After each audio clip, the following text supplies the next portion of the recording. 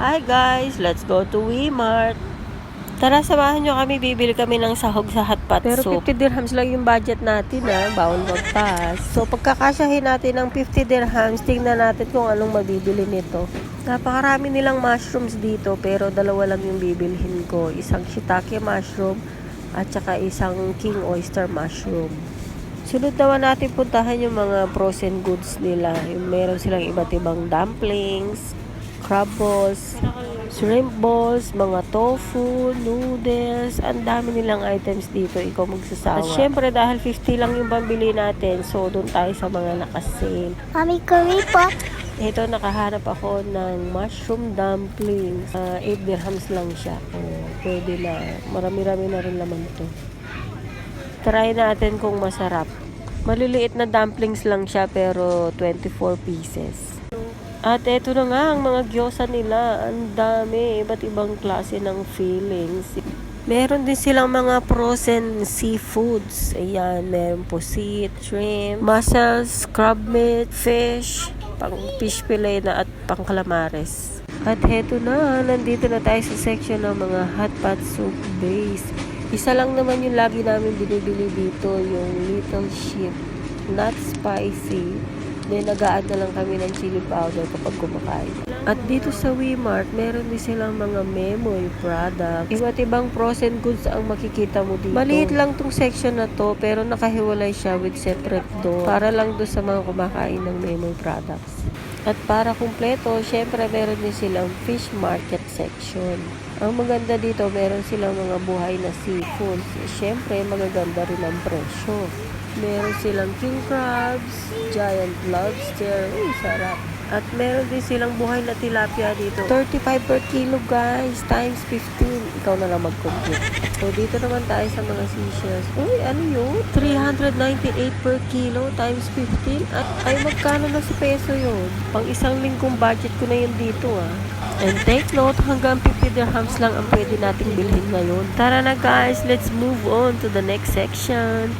Dahil sa taas kami nag-start, baba na tayo ngayon sa ground floor. Dito sa ground floor, meron silang mga ready-to-eat na food. Meron silang iba't ibang klase ng sushi, siomai, milk tea, at syempre, yung pinaka-paborito ko section, mga tinapay. Dito lang ako nakakabili ng masasarap na tinapay. Medyo mahal nga lang siya compare sa ibang bake shop.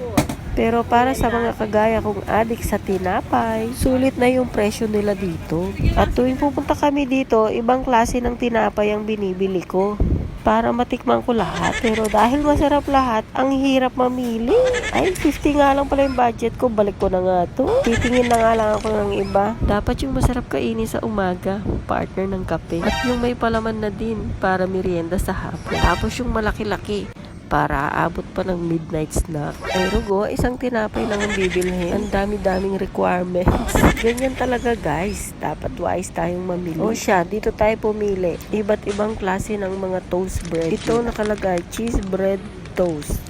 Tag 15 dirhams. Masarap kaya to. Parang pan lang naman siya na may cheese sa gilid. Ewan ko kung may palaman sa loob. Kapag biniyak ko kaya to, may tipak-tipak ng cheese sa loob.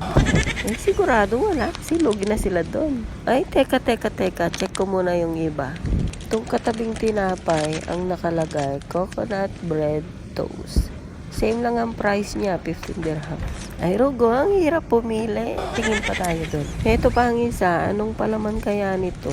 Ang nakalagay, chicken floss toast. Uy, sounds good and delicious. Parang kakaiba to at tingin pa lang mukhang masarap na. Ano mga ka-diets? Ito na lang. O tara, magbayad na tayo at sana pasok pa to sa budget ko. Saan nga ba umabot ang 50 dirhams ko?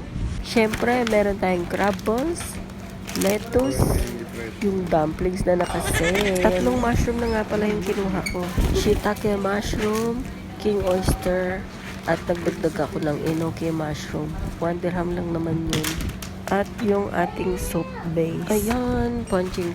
Uy, kuya, 50 dirhams ng limit ko Kapag lumampas yan, ikaw na mag-abono. Kapag namimili ka sa mga grocery dito, may bayad na din ang plastic. Uy, kuya, wait! Yung tinapay muna ang i-punch mo. Ay, Rugon eh. Baka kasi umabot na ng 50. Tapos may iwan yung tinapay ko. Ang tagal-tagal ko pa namang pinili yan. Parang inabot ng kalahating araw. O, sige kuya, isunod mo na yung lettuce. Tapos yung hot pot soup base. O sige, i-punch mo na lahat yan. Ay, mga ka-diets, magkano kaya nga abutin? At heto na ang total. Janjararan! I-close up nga natin. Ay, Rugo, 59.80 dirhams. Ang dahil sa tinapay yan.